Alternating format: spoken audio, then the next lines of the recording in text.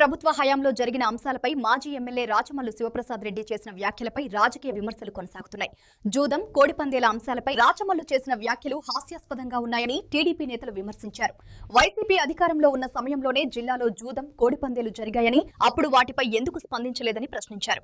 సంక్రాంతి పండుగల సమయంలో గత వైసీపీ హయాంలో జరిగిన కార్యక్రమాలను గుర్తు చేస్తూ ప్రస్తుతం విమర్శలు చేయడం సరికాదని అన్నారు. పోలీసుల పనితీరుపై కూడా రాచమల్లు చేసిన వ్యాఖ్యలను రాజకీయ కోణంలో చూస్తున్నట్లు టీడీపీ నేతలు తెలిపారు. ప్రస్తుత టీడీపీ ప్రభుత్వంలో పోలీసులు చట్టబద్ధంగా, సమర్థవంతంగా విధులు నిర్వహిస్తున్నారని వారు స్పష్టం చేశారు. ఇకపై తమ పార్టీ నాయకత్వంపై వ్యక్తిగత విమర్శలు చేస్తే తగిన రాజకీయ సమాధానం ఇస్తామని టీడీపీ నేతలు హెచ్చరించారు. ప్రతిపక్ష నాయకులు వ్యక్తిగత ఆరోపణల కన్నా ప్రజా సమస్యలపై పోరాటం చేయాలని సూచించారు. సర్కిల్ ఇన్స్పెక్టర్ గా వచ్చినటువంటి సిఐ గారు చాలా నిజాయితీగా ఆయన పని చేస్తున్నాడు. ఆయనను నియమించింది కూడా తెలుగుదేశం పార్టీ ప్రభుత్వమే. ముఖ్యమంత్రి చంద్రబాబు నాయుడు గారు కావచ్చు, డిఐజీ గారు కావచ్చు, ఎవరైనా సరే ప్రభుత్వంలో ఉన్నటువంటి వారే ఆయన నియమించినారు. కారణం ఏంటంటే శాంతి భద్రతలు, ఇక్కడ అసాంఘిక కార్యక్రమాలు ఎక్కువ జరగకుండా ప్రజలకి మేలు చేయాలనే ఉద్దేశంతో ఆయనను నియమించినారు. మరి ఆయన కరెక్ట్గా పనిచేస్తున్నాడు అనే దానికి నువ్వు అసలైన ఉదాహరణ చెప్పాలి కదా. నీ బావమరిది బంగారెడ్డిని రౌడీ షీటర్లు అందరినీ పిలిపించినట్టు కౌన్సిలింగ్కి పిలిపించినాడు. నేను వైస్ చైర్మన్ని, నాకు సపరేట్గా రూమ్లో వచ్చి మాట్లాడిపోతానంటే అట్ట కాదు, అందరితో పాటే నువ్వు ఉండు అని చెప్పేసి అందరిలో నిలబెట్టి అన్ని వార్తాపత్రికల్లో ఆయన అక్కడ నిలబడుకొని ఉండే ఫోటో కూడా ప్రచురితమైంది.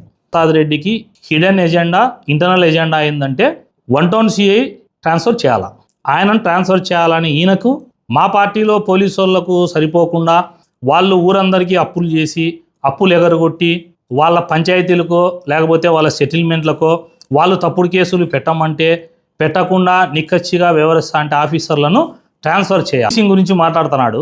3 ఉదాహరణలు చెప్తా, ఎందుకంటే ఎక్కువ చెప్తే నువ్వు తెలుగుదేశం పార్టీలో నేను ఇన్ఛార్జిగా పనిచేసినప్పుడు నువ్వు పోలీసులను ఎట్లా ఉపయోగించుకున్నావో ప్రజలందరికీ తెలుసు, నేను చెప్పాల్సిన అవసరం లేదు. ఎమ్మెల్సీ రమేష్ యాదవ్ను ఫోన్ కాల్ చేసి బెదిరించింటే గనక ఆ రోజు ఏం చెప్పినావు? ఎస్పీ గారికి విన్నవిస్తాండా, జీపు కట్టేసి గాంధీ రోడ్డు మీద తిప్పమని చెప్పినావు. నువ్వు ఎమ్మెల్యేగా ఉండి నువ్వు వేయించుకునే పోలీసు వాళ్ళని పెట్టుకొని నువ్వు మాట్లాడుతున్నావు అంటే పోలీసింగ్ ఎట్టున్నాదో ఎగ్జాంపుల్కి అదొకటి. రెండవది, అడిషనల్ ఎస్పీ చక్రవర్తి గారు ఉన్నారు. ఆయన నిజాయితీగా పనిచేస్తా క్రికెట్ బుకీల్ని నీ బామడిదిని కడపకు డీటీసీకి ఎత్తితే సజ్జల రామకృష్ణారెడ్డికి ఫోన్ చేసుకొని ఆయనను ట్రాన్స్ఫర్ చేయించినావు. మూడోది, ఇబ్రహీం అనే సిఐని తొత్తుగా వేసుకొని నువ్వు చేసిన మా పైన పెట్టించిన అక్రమ కేసులు, అట్లే వ్యాపారస్తులను బెదిరించి నీకెవరైతే వ్యాపారస్తులు కప్పం కట్టకపోతే వాళ్ళని ఇబ్రహీం అడ్డం పెట్టుకొని నువ్వు చేసిన చీకటి దందాలు, క్రికెట్, మట్కా, గ్యాంబ్లింగ్, గుట్కా ఇవన్నీ నడిపించుకున్నావు ఇబ్రహీం సిఐని అడ్డం పెట్టుకొని. ఈ 3 దానిలకు నువ్వు ఆన్సర్ చెప్పగలవా? కోడి పందాల గురించి మాట్లాడతావు. అసలుకు జూదం అనేదాన్ని పులివెందులకు పరిచయం చేసి ఫస్ట్ పులివెందుల్లో స్టార్ట్ చేసిందే జగన్మోహన్ రెడ్డి గారు సీఎంగా ఉన్నప్పుడు. నువ్వు ఎమ్మెల్యేగా ఉన్నావు. పులివెందుల్లో అప్పుడు ఉన్నటువంటి నాయకులు అందరూ కలిసి ఫస్ట్ ఈ కోడి పందాలు, జూదాన్ని జిల్లాలో ఇంట్రడ్యూస్ చేసిందే వైఎస్ఆర్ కాంగ్రెస్ పార్టీ నాయకులు మీరు. నువ్వు మాట్లాడుతా అంటే జూదం గురించి ప్రజలు ఏమనుకుంటారో తెలుసా? వాళ్ళ ఇంట్లో జూదం ఆడిస్తే మేజులు తీసుకునే రాచమల్ల జూదం గురించి మాట్లాడుతానని ఆశ్చర్యపోతున్నారు.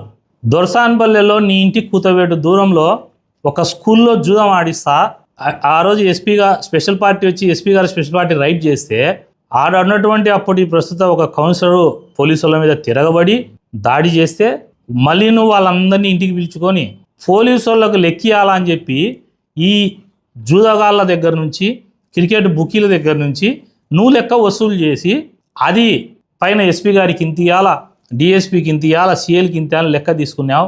నువ్వు ఈరోజు పోలీసు వాళ్ళ గురించి మాట్లాడుతా అంటే ఆశ్చర్యంగా ఉంది. లెక్క పోలీసు వాళ్ళకని చెప్పి వసూలు చేసిన నువ్వు ఈరోజు పోలీసు వాళ్ళకు సెల్యూట్ కొడతాడు. దీనికి నువ్వు ఎమ్మెల్యేగా ఉన్నప్పుడు, జగన్మోహన్ రెడ్డి గారు సీఎంగా ఉన్నప్పుడు సంక్రాంతి దాదాపు 5 సంక్రాంతులు జరిగింటాయి. 5 సంవత్సరాలు 5 సంక్రాంతి పండుగలు. 5 సంక్రాంతి పండుగల్లో యాన్నే కానీ కోడి పందాలు పెట్టలేదా? ఈస్ట్ వెస్ట్ కానీ ఎక్కడ భీమవరం అటు సైడ్ ఆడ కోడి పందాలు పెట్టలే. అప్పుడేమన్నా కుక్కల పందాలు పెట్టినారా?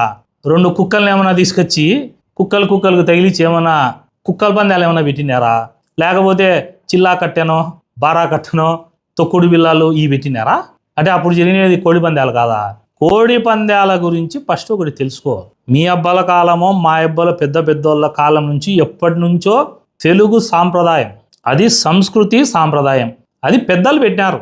ఆ రోజు వాళ్ళు ఎట్లా పెట్టినారంటే సరదాగా అందరూ బంధువులు స్నేహితులు ఇట్లా అందరూ ఇళ్లలో వచ్చి కలుసుకుంటాం కదా, ఏదో సరదా కోసం అని చెప్పేసి కోడి పందాలు పెట్టినారు. దాన్ని నీలాంటి స్వార్థపరులో లేకపోతే ఇంకా కొందరు ప్రజల్లో కూడా 5% 10% ఆ పక్కనో ఈ పక్కనో జూదం దాని మీద పందెం పెట్టుకుంటా జరిగిండొచ్చు. అదేందో మీ గవర్నమెంట్ 5 ఏళ్లలో కోడి పందాలే జరగనట్టు, నువ్వు అసలుకు జూదం ఇంట్లో ఆడిచ్చేటువంటివి నీకు జూదం అంటే తెలియనట్టు, నువ్వు కూర్చొని జూదం ఆడే వ్యక్తివి నీకేం తెలియనట్టు ఈరోజు వచ్చి ఆంధ్రప్రదేశ్ జూదాంధ్రప్రదేశ్ అయిపోయింది. ఏదో ఒక దాంట్లో చూసినా దేవకన్యలు వచ్చారంట యాడికి పొద్దుటూరుకు. మామూలుగా కన్యతీర్థం ఇక్కడ ఉండేటువంటి దేవాలయంలో ఇక్కడ దేవకన్యలు స్నానాలు ఆచరించి అమ్మవారిని శివుని దర్శించుకున్నారని అక్కడ శిలాదాన్ పథకం మీద రాసింది. ఇంట్లో జూదం ఆడించుకుంటారు, రోజు ఇంట్లో కూర్చొని ముక్క, అదేదో సామెత ఉంది కదా, ముక్క ఆడితే కానీ నీకు డొక్క, అదేదో సామెత ఉంది, రెక్క ఆడితే కానీ డొక్క ఆడదని. అట్ట నీకు ముక్క ఆడితే కానీ నీకు లెక్క రాదు, నీకు కడుపు నిండదు. అట్లాంటివి నువ్వు మళ్ళా జూదాల గురించి నువ్వు మాట్లాడుతున్నావు.